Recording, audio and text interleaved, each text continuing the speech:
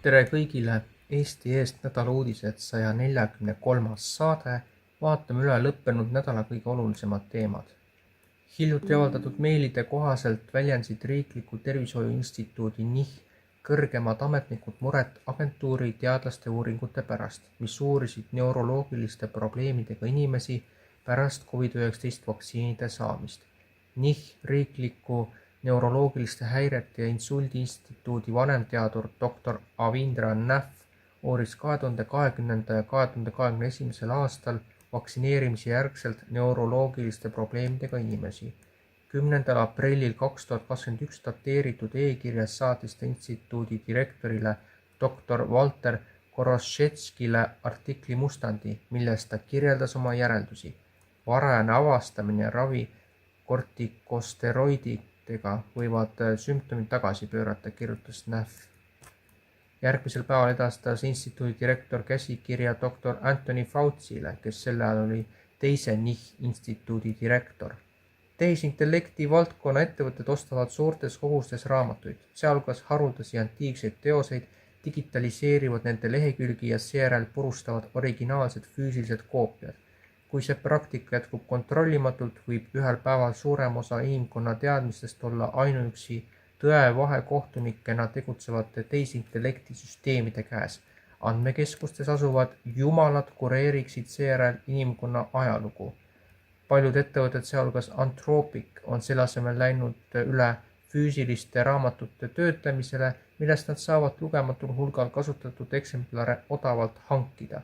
Lisatud hagi kohaselt kasutas Anthropic raamatumüüjatelt hangitud raamatute lehtede puhtaks eraldamiseks hüdraulilist lõikemasinat ja seejärel skännis neid tööstuslike pilditöötlussüsteemidega, teatas Futurism eelmisel laupäeval.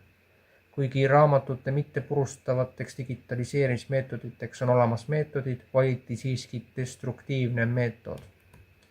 Nagu ilmneb süüdistamata COVID-19 sõjapealiku Anthony Fauci hiljuti avaldatud päevikust, viis Barack Obama otse isiklike ülestähenduste põhjal läbi enda kasuks kulisside taguse PR-kampaania, et varjata Fauci rahastamist kujuteldamatult sadistlikule loomade julma kohtlemisele The Science nimel, mille käigus biiglid, kelle häälepaelad olid läbi lõigatud, et nende valukarjed teadlasi ei häiriks, lukustati tagurpidi traatpuuridesse, samal ajal kui liivakärbsed aeglaselt nende liha sõid.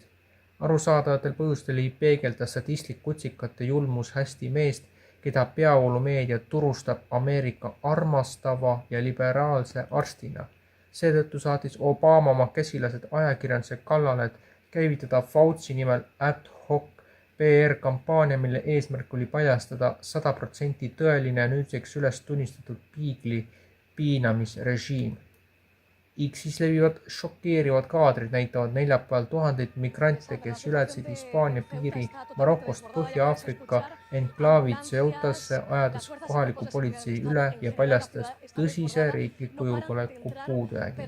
Sissevool saabus vahetult pärast seda, kui peaminister Pedro Sáncheze juhitud sotsialistlik valitsus registreeris uue tööturu integratsiooniprogrammi raames 1 miljon dokumenteerimata immigranti, mille eesmärk oli legaliseerida nende staatus. Programm kehtis aga ainult neile migrantidele, kes elasid Hispaanias juba enne 1. jaanuari, mis tähendab, et need, kes saabusid neljapäeval, ei ole abikõlblikud. Sánchez kaitses oma valitsuse massilist amnestiat illegaalsetele immigrantidele, väites, et Hispaania SKP langeb 2050. aastaks 20% ilma jätkuva immigratsioonita. Ning see, mida pikka aega peeti ulmekirjanduseks, on nüüd reaalsuseks saanud. Mitu USA ettevõtte Anthropic ülimalt arenenud tehisintellekti mudelit rikkusid turvatesti käigus iseseisvalt päris ettevõtete süsteeme. Mõjutatud mudelid on uusima põlvkonna mudelid, sealhulgas Opus 4.7 ja Mythos 5. Ettevõtte sõnul said mudelid avatud internetile ligipääsu valekonfiguratsiooni tõttu. See, mis edasi juhtus, muudab tõenäoliselt põhjalikult arutelu autonoomse tehisintellekti riskide üle. Süsteemid ei piirdunud ainult küsimustele vastamise või koodi kirjutamisega. Selle asemel analüüsid nad välismaiseid võrke, tuvastasid haavatavusi ja said iseseisvalt juurdepääsu mitme ettevõtte IT-süsteemidele Reutersi vahendusel.